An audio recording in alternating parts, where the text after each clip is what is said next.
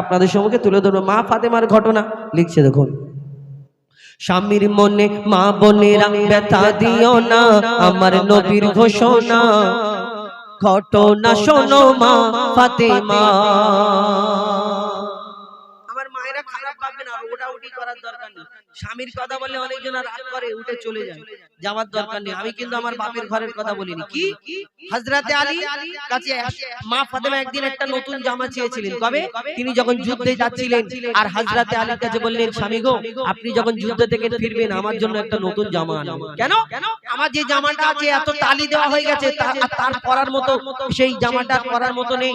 যদি আমার জন্য একটা নতুন জামা আনেন তাহলে আমি বড় খুশি হব। এই কথাটা শোনার পরে হযরতে আলীর মনটা খারাপ হলো, মুখটা ছোট হয়ে গেল। কেন? তিনি চিন্তা করছে, আমি তো যুদ্ধে যাচ্ছি, যদি আল্লাহর রাস্তায় শহীদ হয়ে যায় মা ফাতেমা, এই আশাটা পূরণ হবে না।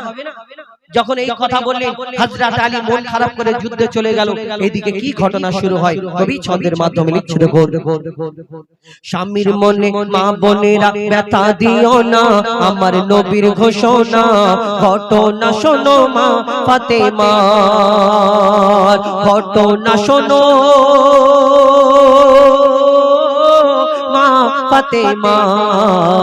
স্বামীর মনে মা বোনেরা ব্যথা দিও না, আমার নবীর ঘোষণা ঘটনা শোনো মা ফাতেমা, ঘটনা শোনো মা ফাতেমা। কি ঘটনা শুরু হয় কবি ছন্দের মাধ্যমে লিখছে দেখুন, ওই যুদ্ধ করতে যাবে আলী হাতে নিল তলোয়ার, যুদ্ধ করতে যাবে আলী হাতে নিল তলোয়ার, মা ফাতেমা স্বামীর কাছে করলো এমন আবদার, মা ফাতেমা স্বামীর কাছে করলো এমন আবদার। যুদ্ধ থেকে ফেরার পথে আসবে যখন ঘরে, একটি নতুন কাপড় কিনে আনবে আমার তরে, একটি নতুন কাপড় কিনে আনবে আমার তরে। এই কথা শুনে হযরত আলী বড়ই দুঃখ পায়, এই কথা শুনে হযরত আলী বড়ই দুঃখ পায়। যদি আমি শহীদ হয়ে যাই, কে আনবে বলো কাপড় তোমার, কে আনবে বলো কাপড় তোমার। এই কথা বলে যুদ্ধে চলে গেল। ফাতেমা, আমি যদি আল্লাহর রাস্তায় শহীদ হয়ে যাই কি করে হবে? মনটা খারাপ করে যুদ্ধে চলে গেল। এইদিকে মা ফাতেমা নিজের বাড়িতে কাজ করে, ইমাম হাসান ইমাম হুসাইন ছুটে ছুটে নবীজির ঘরে পৌঁছে গেল। আমার নবীজি জিজ্ঞেস করে, তোমার আব্বা মা কি করছিল, কেমন আছে? ইমাম হাসান ইমাম হুসাইন বলছে, আমার আব্বা মা ভালো আছে, আব্বা যুদ্ধে গিয়েছে, কিন্তু আমার আব্বা যখন যুদ্ধে গেল মনটা বড় খারাপ। কেন গো, তোমার আব্বা যুদ্ধে মন খারাপ করে কেন গেল? না, আমার আম্মু একটা নতুন জামা চেয়েছে, এই কারণে। এই কথাটা শোনার পরে আমার দয়ার নবী চুপ। কিছুক্ষণ পরে টপ টপ করে চোখ থেকে পানি ঝরে। আহা, দয়ার নবী মার নবী মা ফাতেমার জন্য চোখ থেকে পানি ঝরে। কি ঘটনা কবি ছন্দের মাধ্যমে লিখছে দেখুন, ওই দুঃখ ভরা হৃদয় নিয়ে আলী গেল রনে, দুঃখ ভরা হৃদয় নিয়ে আলী গেল রনে, নানার কাছে ছুটে এলো হাসান হোসেন, নানার কাছে ছুটে এলো হাসান হোসেন। আব্বুর কাছে নতুন কাপড় চেয়েছে আম্মি জান, তাই আব্বুর মনটা খুবই খারাপ ছিল যে সে পেরেশান, আব্বুর মনটা খুবই খারাপ ছিল যে সে পেরেশান। এই কথা শুনে দয়ার নবীর কান্না থামে না, এই কথা শুনে দয়ার নবীর কান্না থামে না। কি ভুল করলো ফাতেমা, কি করলে বলো বেটি আমার, কি করলে বলো বেটি আমার। কষ্ট পেয়েছে, 3 দিন হয়ে গেল। আমার দয়ার নবী প্রত্যেকদিন মা ফাতেমার বাড়িতে যেতেন, খোঁজ খবর নিতে, দেখা করতে যেতেন। একদিন হয়ে গেল, 2 দিন হয়ে গেল, 3 দিন হয়ে গেল, মা ফাতেমার বাড়িতে আমার দয়ার নবী যায় না। মা ফাতেমা চিন্তা করে, আহা, আমার আব্বার শরীর খারাপ নাকি, কি হলো, আসে না কেন? মা ফাতেমা ছুটে ছুটে নবীজির ঘরে পৌঁছে গেল। তারপর কি ঘটনা শুরু হয় লিখছে দেখুন, ওই দুঃখ ভরা হৃদয় নিয়ে মা ফাতেমা ছুটে গেল দয়ার নবীর ঘরে, মা ফাতেমা ছুটে এলো দয়ার নবীর ঘরে, মা ফাতেমা ছুটে এলো দয়ার নবীর ঘরে। মা ফাতেমা যখন চিন্তা করে আমার আব্বার শরীর খারাপ নাকি, ছুটে ছুটে মা ফাতেমা যখন দয়ার নবীর ঘরে পৌঁছে গেল, আমার দয়ার নবী মায়ের নবী মা ফাতেমার দিকে তাকিয়ে দেখে না, অন্যদিকে তাকিয়ে আছে। কি ঘটনা হয় লিখছে দেখো, ও যার মুখ না দেখে ঘুমাতো না দয়ার নবীজি আমার, রাতের পরে রাত কেটে যায় মুখ দেখে না ফাতেমার, রাতের পরে রাত কেটে যায় মুখ দেখে না ফাতেমার। মা ফাতেমা ছুটে এলো আব্বা জানের কাছে, তবু বেটির মুখ দেখে না পেছন ফিরে আছে, তবু বেটির মুখ দেখে না পেছন ফিরে আছে। বলছে নবী ও গো বেটি বাড়ি চলে যাও, বলছে নবী ও গো বেটি বাড়ি চলে যাও, আগে স্বামীর কাছে ক্ষমা চাও, তবে করবে ক্ষমা আল্লাহ আমার, তবে করবে ক্ষমা আল্লাহ আমার। এই কথা যখন বলে আগে স্বামীর কাছে ক্ষমা চেয়ে এসো, মা ফাতেমা সালাম দেওয়ার পরে সালামের উত্তর দিয়ে অন্যদিকে তাকায়। যে নবী তার বেটিকে না দেখে থাকতে পারে না, 3 দিন হয়ে গেল মা ফাতেমার বাড়ি যায় না, মা ফাতেমা এসে যখন সালাম দেয় অন্যদিকে তাকায়। আর আমাদের ঘরে কিছু প্রধানমন্ত্রী মার্কা মা আছে, যদি দেখবেন শ্বশুর বাড়ি যাওয়ার পরে মেয়েদের তো একটু সমস্যা হয় সেটিং হতে সেই জায়গায়, কিন্তু সেই জায়গায় গিয়ে যদি মেয়ে ফোন করে মা গো তুমি আমাকে কোন জায়গায় বিয়ে দিলে, ওর থেকে ভালো আমাদের পিছনের বাগানের পুকুরে আমার গলায় কলসি ঢুকিয়ে আর ওইখানে মেরে ওই ডুবিয়ে মেরে ফেলে দিতে তোমার আরামে থাকতাম। বলছো মেরে দিলে আরামে থাকতাম, যাও না ভিতরে গিয়ে বুঝতে পারবে আরাম কি হারাম, খালি ডুক ডুক করে আওয়াজ হবে, সে আওয়াজ কেউ শুনতে পাবে না তুমি ছাড়া। এই দুনিয়ায় তুমি বলো মা গো কোন জায়গায় আমাকে বিয়ে দিলে, শুধু সবাই জ্বালায় সবাই কথা শোনায়, তখন মা জননী ফোনেতে বলে মা তুই চিন্তা করিস না, আমরা তোর পিছনে আছি। কেন? তোর চাচা ওই মানে ওই ক্ষমতা আছে, তোর বাপেদের এই টাকার কমি আছে, তোর মেজো ভাইয়ের এরকম ব্যাপার ব্যবস্থা আছে, তুই চিন্তা করিস নি। তোকে যদি 4টে বলে তুই 6টা বলে নিবি, আর তোকে যদি 2 ঘা মারে তুই 4 ঘা মেরে আর তুই চলে আসবি, বাদ বাকি আমি দেখে নেব। হাত টেনে বলে দেখে নিবি মানে ভিতরে গিয়ে হাত সোজা হয়ে শুয়ে থাকবে। ওই মা যে বলে চলে আয় দেখে নেবো, তো ওই মা 2-4 দিন পর তো মরে যাবে। বুড়ি কতদিন মারবে? 2-4 দিন পরে মরে যাবে, কোলে করে সেই মেয়েটাকে নিয়ে যাবে না, ওর জীবনটা শেষ হয়ে যাবে। ভাইয়ের বাড়ি বসে বসে কথা শুনে শুনে শেষ। কিন্তু মা ফাতেমাকে আমার দয়ার নবী যখন এই কথা বলে, মা ফাতেমা একটা কথা বলে না, ছুটে ছুটে নিজের ঘরেতে চলে যায়, দরজা বন্ধ করে শুধু ডুকরে ডুকরে কাঁদে। তারপর কি হয় লিখছে দেখো, ওই দুঃখ ভরা হৃদয় নিয়ে আলী গেল রনে, যুদ্ধ হতে হযরত আলী এলো যখন ঘরে, চাইছে ক্ষমা মা ফাতেমা পা দুটোকে ধরে, চাইছে ক্ষমা মা ফাতেমা পা দুটোকে ধরে, ক্ষমা করে দাও আমারে আর করব না এমন ভুল, তোমার মনে ব্যথা দিলে ব্যথা পাই গো খোদার রাসূল, তোমার মনে ব্যথা দিলে ব্যথা পাই গো খোদার রাসূল। আলী ফাতেমা হাসান হোসেন নবীর কাছে যায়, আলী ফাতেমা হাসান হোসেন নবীর কাছে যায়, নবী মোর দেখে শান্তি পায়, এমন ভুল কখনো করো না গো আর, এমন ভুল কখনো করো না গো আর। উম্মতের জন্য সেদিন আমার দয়ার নবী মা ফাতেমাকে কি শিক্ষা দিয়েছিলেন শেষ কথায় লিখছে দেখো, ওই বলছে নবী আল আরাবী, বলছে নবী আল আরাবী ও ফাতেমা শোনো না, বলছে নবী আল আরাবী, বলছে নবী আল আরাবী শোনো বেটি ফাতেমা, বলছে নবী আল আরাবী শোনো বেটি ফাতেমা, আলী যদি আজ তোমাকে না করি তো ক্ষমা, আলী যদি আজ তোমাকে না করি তো ক্ষমা, আমি তোমার আব্বা তোমাকে ক্ষমা করতাম না, স্বামীকে যে দুঃখ দেবে আমি নবী তাকে চিনব না, স্বামীকে যে দুঃখ দেবে নবী তাকে চিনবে না।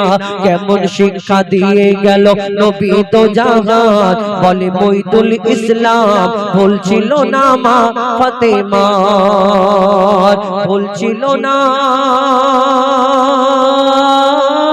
মা ফাতেমার স্বামীর মনে মা বোনেরা ব্যথা দিও না আমার নবীর ঘোষণা ঘটনা শোনো মা ফাতেমার ঘটনা শোনো মা ফাতেমার ঘটনা শোনো মা ফাতেমা।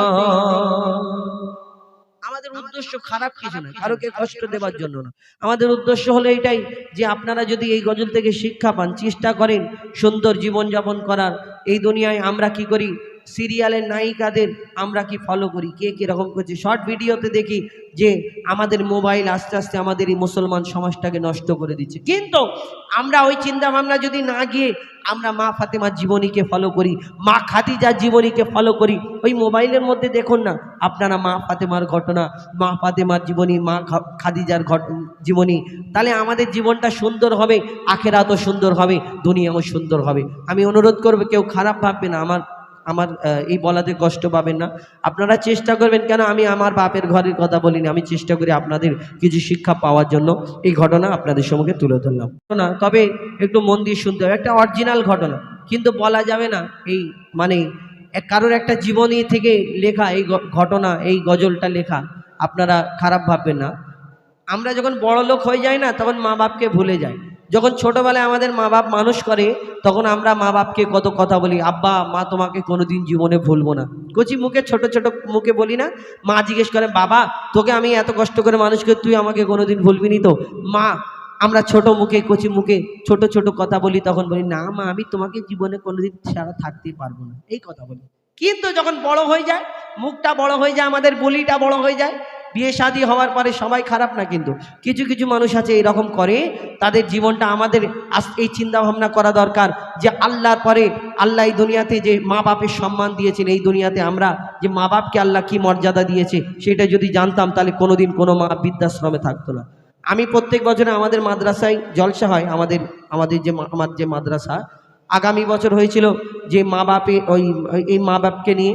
এই বছরে একটা মোকালামা করিয়েছি আমরা, ওই মা বাপ যে বৃদ্ধাশ্রমে পাঠিয়ে দেয়, তো সেই আমরা করি যে আমরা চেষ্টা করি মা বাপকে, যে আমরা এই যে মানে অবহেলা করে যে সন্তানগুলো যারা লাঞ্ছিত বঞ্চিত থাকে এই দুনিয়ায়, সেই মা বাপ না যেন থাকে, আমরা চিন্তা ভাবনা এটাই করি। বিশেষ করে আমরা ওই মোকালামার মাধ্যমে তুলে ধরি। আমাদের মাদ্রাসায় এই দুদিন আগে 4টে ছেলে কোরআনে হাফিজ হয়েছে, আপনারা ইউটিউবের মাধ্যমে দেখেছেন, হয়তো অনেকে দেখেননি, দেখবেন। তবে তো এই মাকে নিয়ে একটি গজল বলবো।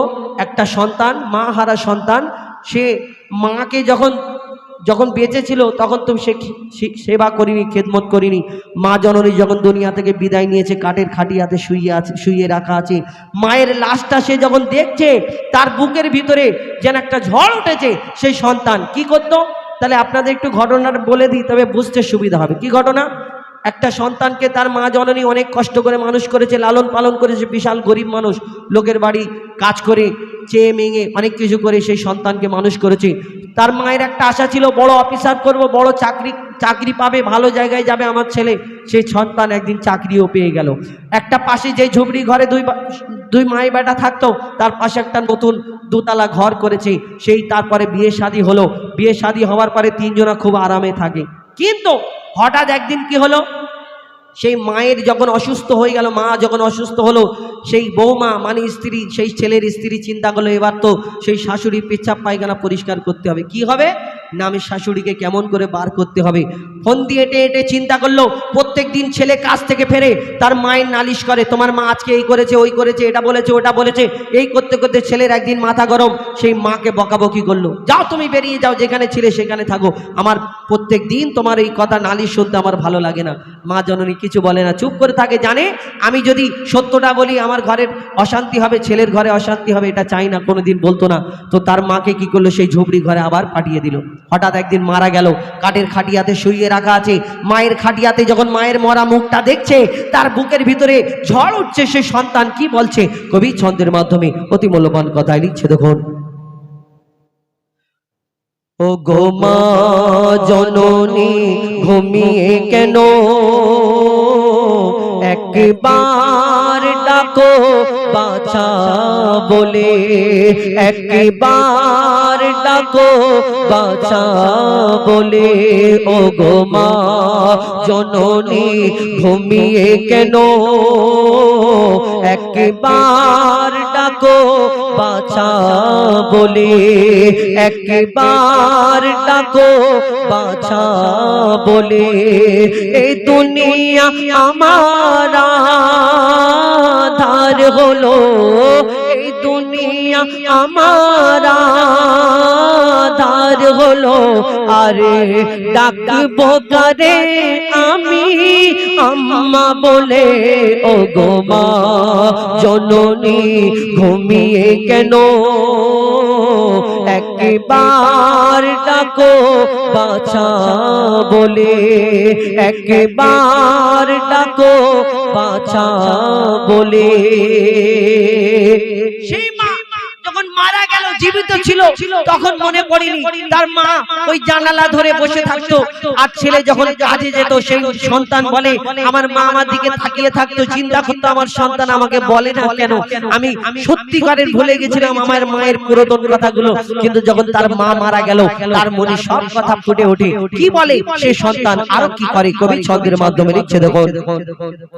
কাঠের খাটে শুয়ে মাগো তুমি, দেখে মোর বুকটা ফেটে যায়, কার কোলে মাথা রেখে ঘুমাবো, মাগো একটু বলে দাও না আমার তোমার মতো কে বাসবে ভালো, মাগো তোমার মতো কে বাসবে ভালো, কে হাত বুলাবে দুটি গালে, ও গো মা জননী ঘুমিয়ে কেন, একবার ডাকো বাঁচা বলে, একবার ডাকো বাঁচা বলে। যখন কোন বাইরেতে কাজের মধ্যে যায়, আমার সন্তান আমাকে বলে আব্বু এটা আনতে হবে, আমার মা আমার স্ত্রী বলে আমার জন্য এটা আনবে, আর আমার মা এই দুনিয়ায় শুধু দোয়া করে, আমার মাও যদি বলে কিছু আনতে হবে এটা আনতে হবে।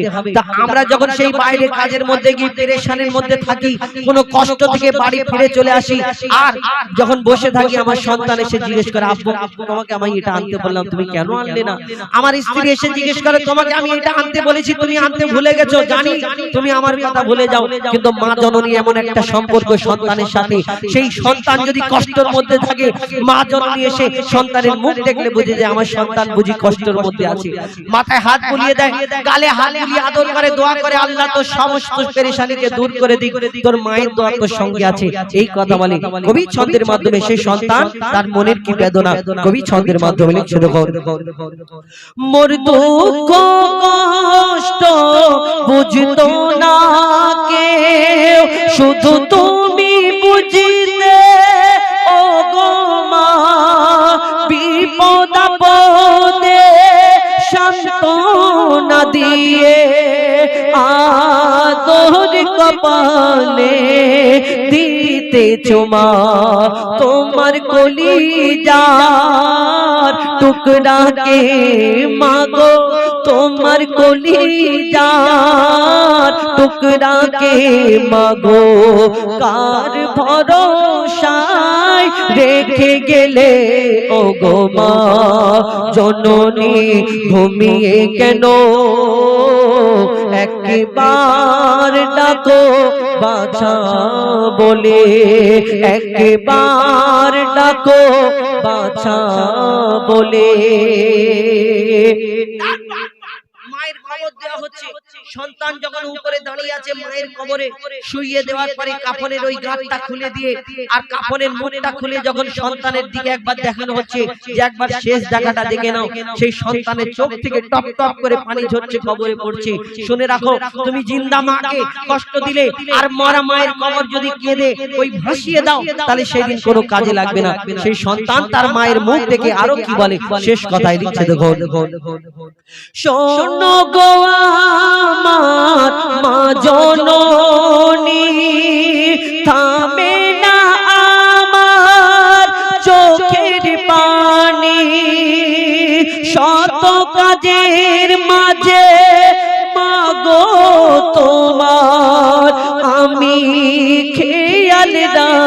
বোঝাতে পারিনি তোমার মতো কে কত কষ্ট দিয়েছিলাম মাগো কত কষ্ট দিয়েছিলাম তবুও তুমি দূরে দাওনি ঠেলে ও গো মা জননী ঘুমিয়ে কেন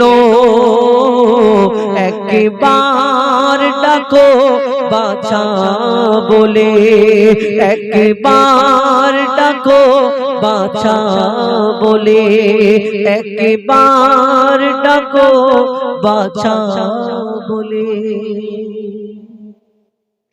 চললেন একটি মাকে নিয়ে একটি গজল পরিবেশন করে শোনালাম আপনাদের। মা বেঁচে আছে যারা ইয়ং, কিন্তু এই গজল তাদেরই ভালো লাগবে আমি জানি। অনেকজনা চিন্তা করে কি বললো বুঝতে পারলাম, কিন্তু যাদের জিজ্ঞেস করুন যাদের মা দুনিয়া থেকে বিদায় নিয়েছে, যাদের মা চলে গেছে, তারা বুঝতে পারে যে মায়ের কি বেদনা। এই কষ্ট এই যে গজলটা যে বললাম এই কষ্টকর গজল তাদেরই মনে লাগবে, নালে যাদের মা বেঁচে আছে তাদের ভালো না লাগতে পারে আমি জানি। কিন্তু যে আমাদের উদ্দেশ্য এটাই যে যত মা জননী ধরণীতে আছে, আব্বা মা যাদের বেঁচে আছে এখনো পর্যন্ত সময় আছে, সুযোগ আছে, আপনারা খেদমত করুন, সম্মান করুন। আল্লাহ এখানেও ভালো রাখবে, ওইখানেও ভালো রাখবে। আপনি ভাবছেন আমার মা আব্বার পিছনে এত টাকা খরচা হয়ে যাচ্ছে, আপনার ওই রিজিকের মালিক তো আমার আল্লাহ। আপনি ভাবছেন যে ওদের পিছনে খরচা হচ্ছে, আপনি যে ওই 500 টাকা 1000 টাকা 5000 টাকা 10,000 টাকা যেটা রোজগার করছেন এটাও হতে পারে তো ওনাদের কিসমতের বদলে তোমাকে সেই রোজগারটা হয়তো তুমি পাচ্ছ, তোমার নাও হতে পারতো। তুমি ভালোতে আছো, কেউ রিক্সা চালাচ্ছে, কেউ ফুটপাতে শুয়ে আছে, কারোর ঘর দর নেই, সব কিছুর মালিক তো আমার আল্লাহ।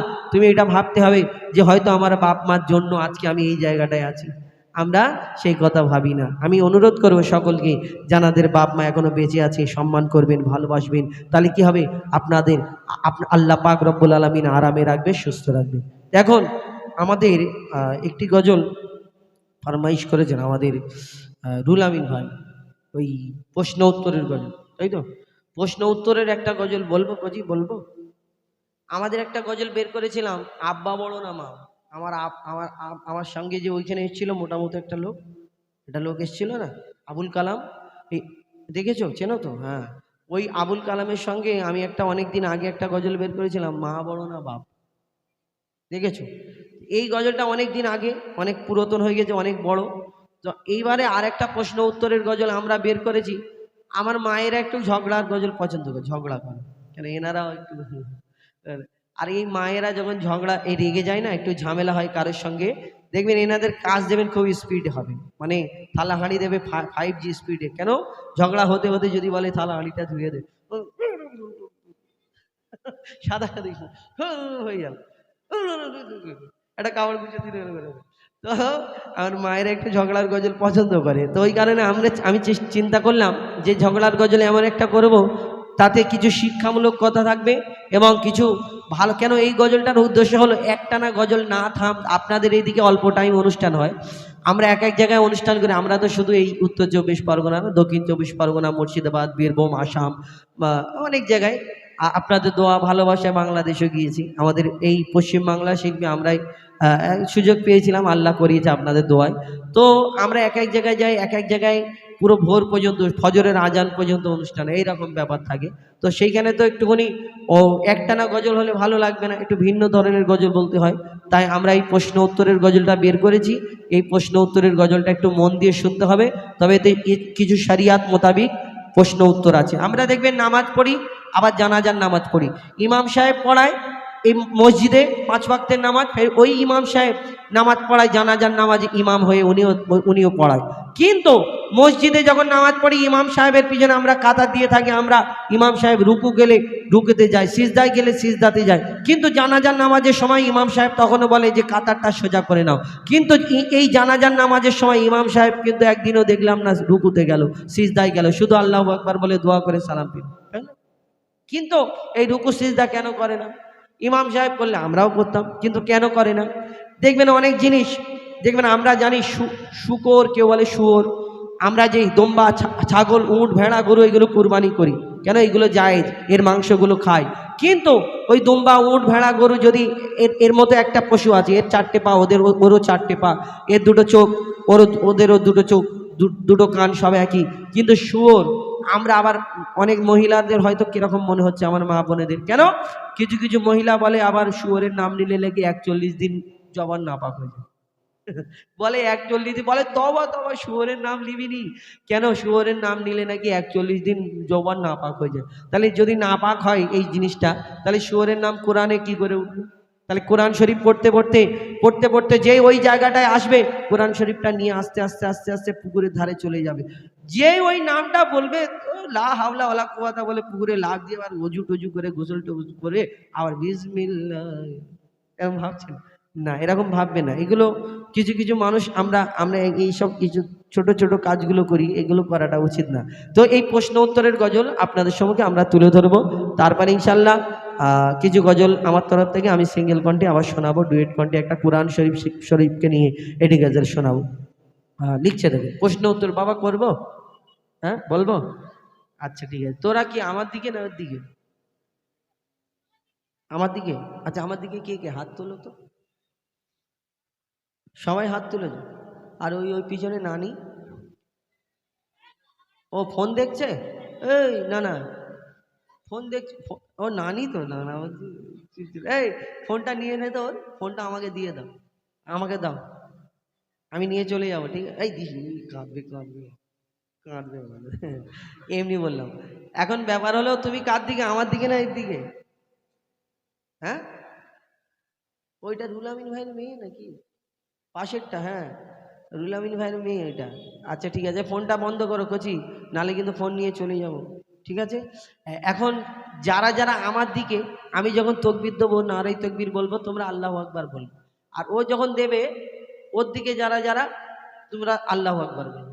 আমার দিকে কারা বলো নারাই তকবীর? ও যখন বলবে কিন্তু তকবীর দিলে হবে না, আল্লাহু আকবার বললে হবে না। আমার দিকে যারা শুধু আমার দিকে দিবে, ওর দিকে যারা শুধু ওর দিকে, ঠিক আছে? ঠিক আছে, একবার আওয়াজ দাও, নারাই তাকবীর তাকবীর। আমি একবার দিই নাকি? নারাই তাকবীর তাকবীর। এই একাই, আলহামদুলিল্লাহ। ঠিক আছে, তোদের ভরসা আছে তো? আমি যদি হেরে যাই, হারবো না তো? আচ্ছা ঠিক আছে, শোনো, কিন্তু এই একটা শর্ত আছে, আমি যদি হেরে যাই, আমার সাথে তোমাদের পুকুরে নামতে হবে ঠান্ডার সময়, হ্যাঁ? আর এ যদি হেরে যায়, এর দিকে যারা তাদের সঙ্গে পুকুরে লাভ। আজকে আমার দিকে ঠিক লোক আছে? নেই। ঠিক আছে, চলো। প্রশ্ন করি তোমার, একটু ইকো কম দাও দাদা ভাই। এই গজল একদম একদম। আরে ছেড়ে ছেড়ে ছেড়ে কেন এই কথা বলতে বলছো? প্রশ্ন করি তোমার, তার জবাব দাও আমার। প্রশ্ন করি তোমার, তার জবাব দাও আমার। না যদি দাও জবাব, কি করবে? ফাইন করবে? আচ্ছা ঠিক আছে, ফাইন করবে। প্রশ্ন করি তোমার, তার জবাব দাও আমার। প্রশ্ন করি তোমার, তার জবাব দাও আমার। না যদি দাও জবাব, করব ফাইন তোমার। না যদি দাও জবাব, করব ফাইন তোমার। প্রশ্ন করি? হ্যাঁ করো ইনশাআল্লাহ। নামাজ পড়ো? নামাজ পড়ো, কিরকম করে নামাজ পড়ো? নামাজ পড়ে প্রথমে নিয়ত করতে হবে, তারপরে সানা পড়ার পরে সূরা কিরাত পড়ার পরে রুকু সিজদা বৈঠক। রুকু সিজদা করে। জানাজার নামাজ পড়েছো? হ্যাঁ, কতবার? কদিন আগে পড়েছি। কতবার? অনেকবার পড়েছো। হ্যাঁ। তো জানাজার নামাজের সময় কিরকম করে জানাজার নামাজ? জানাজার নামাজ তার 4 তাকবীর দিয়ে আর সালাম সালাম ফেলে, 4 তাকবীর দিয়ে সালাম ফেলে। আচ্ছা এই নামাজে যদি রুকু সিজদা হয়, ইমাম সাহেব আল্লাহু আকবার বলে সিজদায় চলে যায়, তাহলে জানাজার নামাজে শুধু ওই আল্লাহু আকবার বলে 4 তাকবীর পড়ে, দোয়া দরুদ পড়ে সালাম ফেলে। কিন্তু কেন? শোনো, জানাজার রুকু আর সিজদা ওই কেন নাই? নাই জানাজার রুকু আর সিজদা ওই কেন নাই উত্তর জানাজার রুকু আর সিজদা ওই কেন নাই উত্তর কেমন দাও তুমি দেখতে আজ আমি চাই জানাজার রুকু আর সিজদা ওই কেন নাই উত্তর কেমন দাও তুমি দেখতে আজ আমি চাই উত্তর যদি না পারো বুঝবো তুমি বেকার উত্তর যদি না পারো বুঝবো তুমি বেকার না যদি দাও জবাব কি করব ফাইন করো করব ফাইন তোমার নারী তাকবীর শোনো তুই একবার একা দিয়ে তো তোমরা কেউ বলবে না।